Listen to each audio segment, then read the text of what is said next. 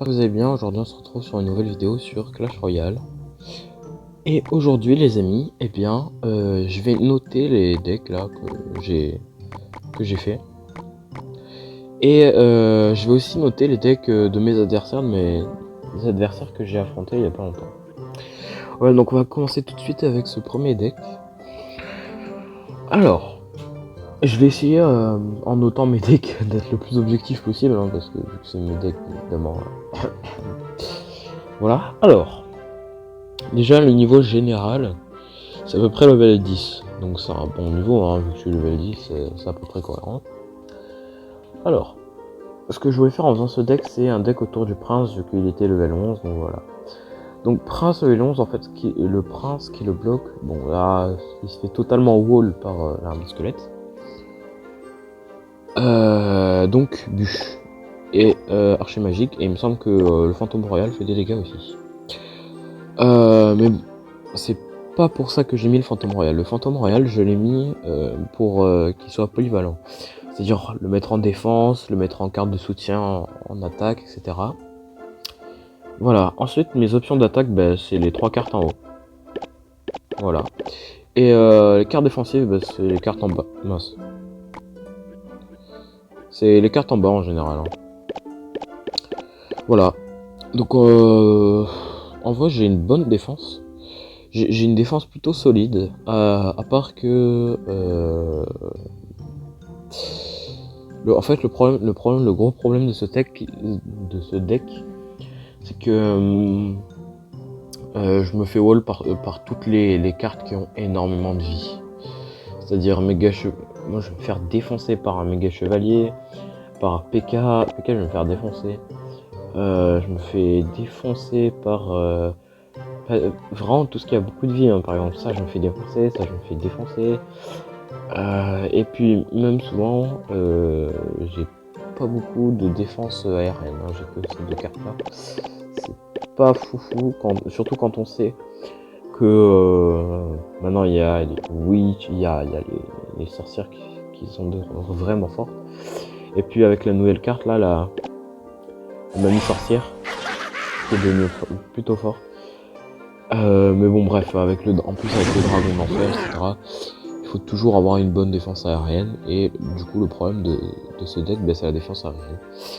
Du coup, vu que c'est juste ça qui lui manque, je mettrais un petit 6,5, parce que ouais, 6,5 c'est mieux. Parce que c'est quand même défense aérienne, l'aérien ça joue quand même pas mal dans un combat, je trouve. Alors ce deck là, je l'ai fait il y a absolument pas longtemps, je l'ai fait tout à l'heure. Tout simplement, alors, ce deck je l'ai construit autour du méga chevalier. Alors méga chevalier, qu'est-ce qu'il est wall? C'est très très simple. C'est cette carte. Il y a franchement dragon de l'enfer juste dragon de l'enfer contre juste méga chevalier. T'as plus de méga chevalier mon gars. Du coup là ce qu'il faut avoir, c'est beaucoup d'aériens. Donc voilà, j'ai ces 3 là. Ces 3 cartes là qui vont assurer la défense aérienne. La voleuse qui est toujours très très forte en attaque, qui est géniale. La bûche en défense, avec les battes en défense aussi. Les battes franchement c'est très très fort en défense. Pour accompagner méga chevalier, un petit baby dragon. Souvent, je mets un baby dragon souvent. Ou un sorcier derrière. Ça dépend. Bon, avec la rage, bien évidemment, hein, dégâts pour faire mettre des gros dégâts, ainsi qu'un feu à gobelin pour pouvoir toucher quand même derrière. Et en fait, je me demande si c'est pas mieux que je mette un truc du genre, parce que j'ai mis par niveau là. Alors, rien par ici, par décroissant, voilà. En fait, je me demande si c'est pas mieux que je mette une boule de feu, mais boule de feu c'est 4 d'élixir, et puis en roquette c'est 6 aussi. Les flèches ça fait pas. Oh, les flèches ça fait pas mal. C'est pas vrai, je suis pas doué. Voilà. Du coup, je me dis, feu à gobelin, ça c'est pas. Ça va. Voilà. Ensuite, 3ème deck. Alors là, le problème de ce deck, c'est tout simplement. T'as juste un deck anti-army et t'as gagné en fait. Genre, tu mets bûche avec, je sais pas, un truc genre. Tu fais un deck bûche avec archer magique, avec feu à barbare, enfin tornade, enfin tout ce qui touche bouliste, bourreau, vraiment tout ce qui touche les armées, même électro-géant, hein, qui est abusé. Franchement, tout ce qui touche les armées, bah, tu peux jouer que ça, tu vas défoncer ce deck. Voilà. Alors, ce deck là, c'est un de mes préférés parce que c'est avec le deck que je joue. C'est ce deck avec. Ah, c'est avec ce deck que je joue le plus.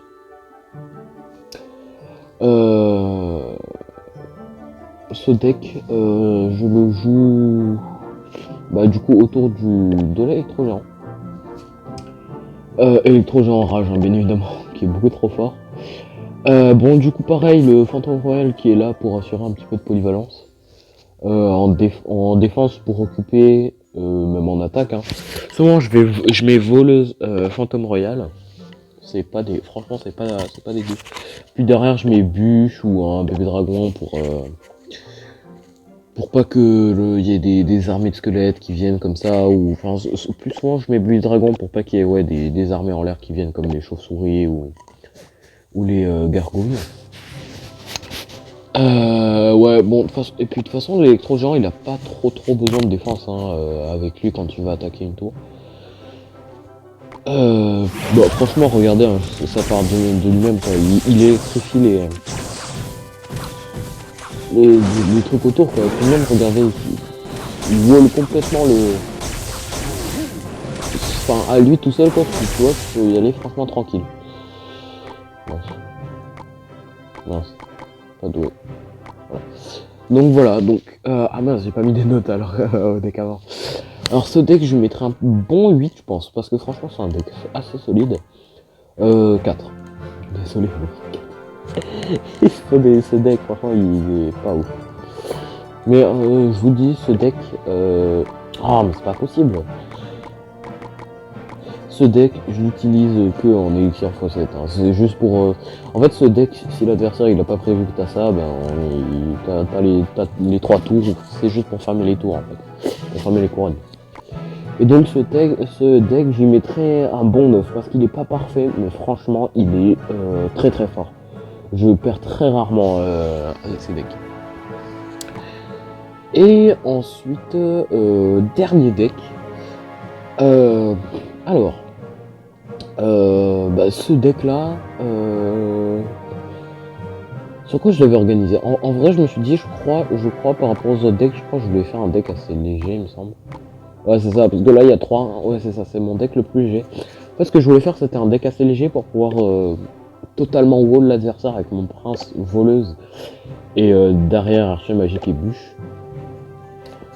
Pour totalement wall l'adversaire avec la rage et la défense avec ces 3 cartes là. Alors là, franchement, ce deck.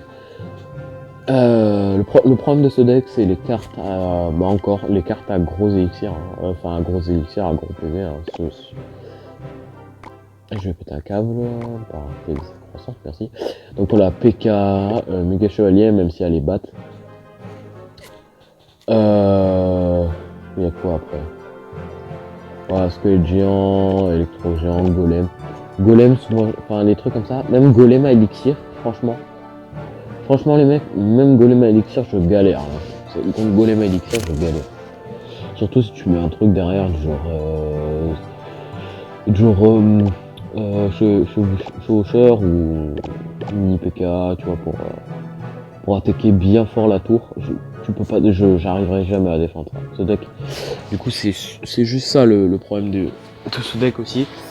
Du coup, comme le premier, bah, je lui mettrais, bon là vu qu'il manque de la défense aérienne, là c'est pareil, hein, je crois que c'est défense aérienne. Non, là, il y en a 3 là quand même, hein, donc franchement au niveau de la défense aérienne ça va. Au niveau de l'aérien ça va, donc je mettrais 7,5 quand même. Voilà. Parce que je vois 10 minutes. Ouais, j'ai dit que je noterais les decks de mes ennemis, mais vous savez quoi? Je vais faire ça dans une autre vidéo. Les gars, j'espère que cette vidéo vous a plu. N'hésitez pas à lâcher un gros pouce bleu, à vous abonner à la chaîne. Et à me lâcher en commentaire si cette vidéo vous a plu, s'il y a d'autres thématiques que vous voulez que je fasse. Voilà, ciao!